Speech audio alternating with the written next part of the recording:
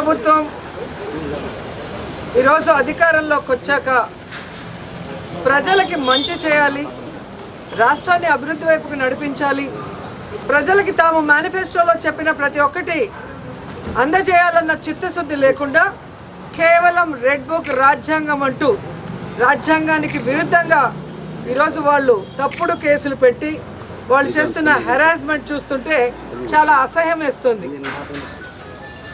ఈరోజు వైఎస్ఆర్ కాంగ్రెస్ పార్టీ నాయకుల మీద కేసులు పెట్టి వాళ్ళని అరెస్ట్ చేసి కోర్టుకు తీసుకువెళ్ళి కోర్టులో బెయిల్ ఇచ్చే లోపల ఇంకో పోలీస్ స్టేషన్లో ఇంకో కేసు పెట్టి మళ్ళీ ఇంకో కోర్టుకు తీసుకెళ్ళటం, అక్కడి నుంచి బయటకు వస్తే మళ్ళీ ఇంకో కోర్టులో కేసు పెట్టి ఇంకో చోటుకు తీసుకెళ్ళటం. ఇది మనం కళ్ళారా పోసాని కృష్ణమురళి కేసులోనే మనం చూస్తున్నాం. అలా చాలామంది మీద కూడా జరుగుతున్న విషయాన్ని ప్రజలు తెలుసుకోవాలి. ఎందుకంటే సుప్రీంకోర్టు క్లియర్గా మార్గదర్శకాలు ఇవ్వటం జరిగింది. ఒక మనిషిని అరెస్ట్ చేశాక ఒకవేళ ఆ మనిషి మీద వేరే వేరే పోలీస్ స్టేషన్లో కేసులు ఉంటే వాటన్నిటికీ పీటీ వారెంట్ ఇచ్చి ఒకే చోట విచారణ చేయాలని స్పష్టంగా ఉన్న వాంటెడ్గా ఈరోజు జిల్లాలకి పోసాన కృష్ణమురళి గారిని వెహికల్లో తీసుకెళ్ళి అలా హ్యూమిలేట్ చేస్తున్నారు. ఆయన ఆరోగ్య పరిస్థితి బాగాలేకపోయినా ఆయన్ని ఏ విధంగా టార్చర్ పెడుతున్నారో మనం కళ్ళారా చూస్తున్నాం. అంటే సుప్రీంకోర్టు ఇచ్చిన మార్గదర్శకాలకు కూడా తిలోదకాలు ఇచ్చి ఈరోజు అధికార పార్టీ వాళ్ళు చెప్పినట్టుగా అధికారులు నడుచుకోవడం చాలా దురదృష్టకరం.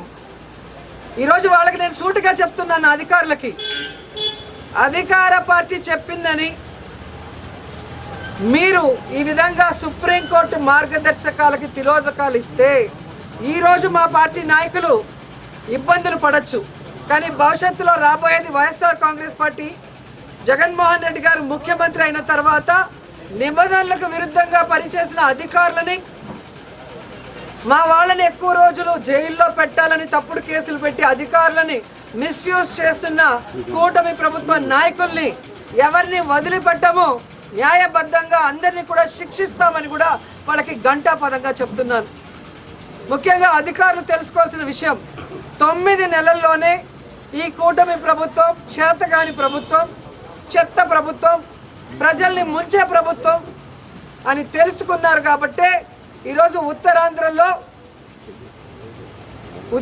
ఉపాధ్యాయులు ఏ విధంగా తెలుగుదేశం పార్టీ సపోర్ట్ చేసిన, కూటమి ప్రభుత్వం సపోర్ట్ చేసిన వ్యక్తిని ఎలా ఓడించారో అర్థమైతే రాబోయే జమిలీ ఎన్నికలైనా సాధారణ ఎన్నికలైనా అధికారంలోకి వచ్చేది వైఎస్ఆర్ కాంగ్రెస్ పార్టీ అనేది తెలుసుకోండి.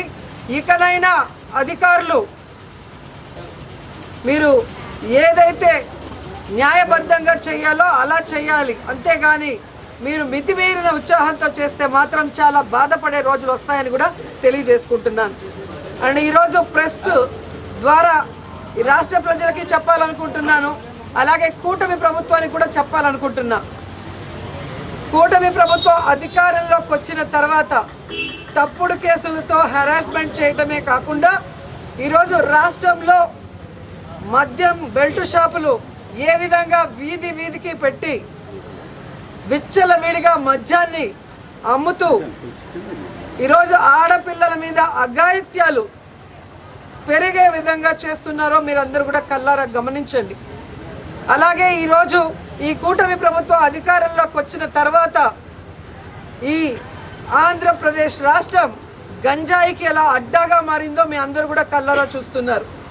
ఈరోజు డ్రగ్స్ కూడా చంద్రబాబు నాయుడు నివాసం ఉంటున్న గుంటూరులో డ్రగ్స్ విచ్చలవిడిగా దొరుకుతున్నాయని అన్ని పేపర్లో మీరు చూస్తున్నారు. అంటే ఈ ప్రభుత్వం, ఈ ముఖ్యమంత్రి సిగ్గుపడాలని కూడా ఈ సందర్భంగా తెలియజేసుకుంటున్నాను. ముఖ్యంగా పుత్తూరులో ఎడ్యుకేషనల్ హబ్, ప్రైవేటు ప్రభుత్వ ఇంజనీరింగ్ కళాశాలలు, డిగ్రీ కళాశాలలు, అలాగే మెడికల్ కళాశాల, ఆయుర్వేదిక్ కళాశాల, ఇలా ఎన్నో కాలేజీలు పుత్తూరులో ఉంటే ఈరోజు గంజాయికి అడ్డాగా మారింది.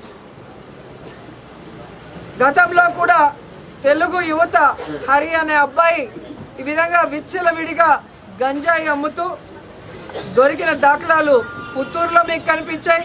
అదే వ్యక్తి వైజాగ్లో దొరికాడు 28 కిలోలతో, అది కూడా మీరు గమనించారు. ఆ రోజుల్లో మేము పోలీసు వాళ్ళని ఇలాంటివి జరగకుండా తప్పు పనులు చేసే వాళ్ళని తరిమి కొట్టాం.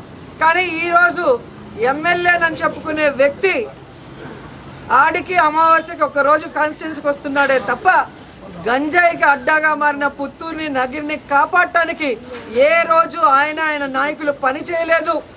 ఈరోజు ఎంతో నమ్మకంతో తల్లిదండ్రులు తమ పిల్లల్ని పుత్తూరు నగిరి కాలేజీలకు పంపిస్తే వాళ్ళు అక్కడ హాస్టల్లో ఉండి చదువుకుంటున్న వాళ్ళకి గంజాయి డ్రగ్స్ అందుబాటులో తీసుకొచ్చి ఆ పిల్లల జీవితాలు నాశనం చేస్తుంటే నగిరి రూరల్ ఎంకొత్తూరు హై స్కూల్లో పిల్లలు గంజాయి తాగి హెడ్ మాస్టర్ కాలర్ పట్టుకోవడం, ఆడపిల్లల్ని గిచ్చి ఏడిపించడం, టీచర్లని బూతులు తిట్టారని పెద్ద ధర్నా జరిగిన విషయం కూడా మీరందరూ కూడా గమనించుంటారు. సో ఈ విధంగా తెలుగుదేశం పార్టీ అధికారంలోకి వచ్చాక నేరస్తులకి ధైర్యం వచ్చింది. నేరాలు చేయడానికి ఏదో వాళ్ళకి లైసెన్స్ ఇచ్చిన విధంగా రాష్ట్ర వ్యాప్తంగానే కాకుండా నగిరిలో కూడా చాలా దౌర్భాగ్య స్థితిలోకి ఈ ప్రభుత్వం తీసుకెళ్లటం బాధాకరం. ఒక పక్క 100 రోజుల్లో గంజాయి అరికట్టు, కుప్పంలో గంజాయి సాగు జరుగుతూ కూడా మీరు వీడియోలన్నీ చూసుంటారు. మరి ఒక పంట పండాలి అంటే ఈ రోజు విత్తనం వేస్తే రేపు రాదు కదా. మరి అంత సాగు జరుగుతూ ఉంటే ముఖ్యమంత్రి సొంత కాన్స్టిట్యున్సీలో చంద్రబాబు నాయుడు గారు నిద్రపోతున్నారని అడుగుతున్నారు.